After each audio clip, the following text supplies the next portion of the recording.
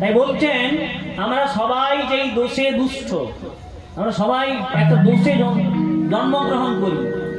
জন্মগ্রহণ করা মাত্র আমাদের সেই দোষটি গায়ে লেগে যায়। কি দোষ? বারবার জন্মানো আর বারবার এই দোষ ফান্ডায় গেল।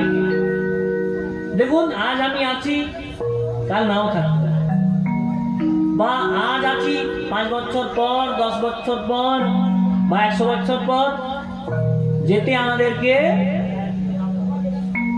আমরা কেউ অমর নই। মনুষ্য শরীরে এসেছি, আমাদেরকে আবার যেমন জন্মগ্রহণ করেছি মৃত্যু বরণ করতে হবে। যে জন্মায় তাকে মরতেই হয়। আবার এই ভূভাগের নাম কি? মর্তভূমি, যেখানে এসে মরতে হবে, মরতেই হবে। যাওয়া আসা এই দোষ থেকে মুক্তির উপায় কি? গোবিন্দ স্মরণ, গোবিন্দের চিন্তন, তার কথা শোনা, জপ করা, তার নাম করা, এটাই থেকে আমাদের উদ্ধার করতে পারে এই দোষ থেকে। কি বলছেন? পুনরপি জননং পুনরপি মরণং পুনরপি জননী জঠরে শয়নং ইতি সংসারে স্ফুটতর দোষ কথমিহ মানব তব সন্তোষ। মানুষ, তোমার শান্তি কোথায়? শান্তি কোথাও আছে? আজ আমি ভালো আছি, মায়েরা সামনে বসে আছেন, আজ একার সংসার, বৌমা ঢুকে গেলে গন্ডগোল, সেই জন্য তাই হবে কিনা? আজ নিজের হাতে সব, এবার ভাগ দিতে হবে, তখন একটা গন্ডগোল। তারপরে কি হলো? সেটা হয়ে গেল।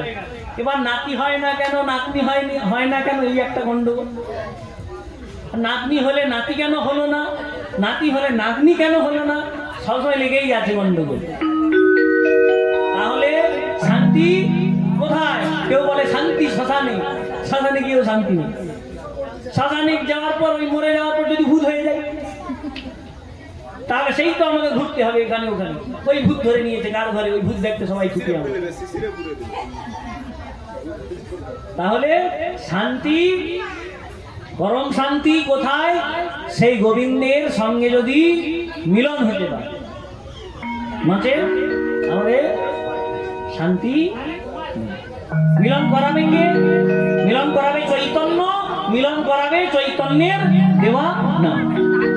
কি নাম দিয়েছিল মহাপ্রভু উদ্ধারের জন্য? অধম পতিতজনের উদ্ধারের জন্য চৈতন্য কি দিয়েছে? চৈতন্য নাম দিয়েছে। কি নাম? মহামন্ত্র নাম। মহামন্ত্র 16 নাম, 32 অক্ষর।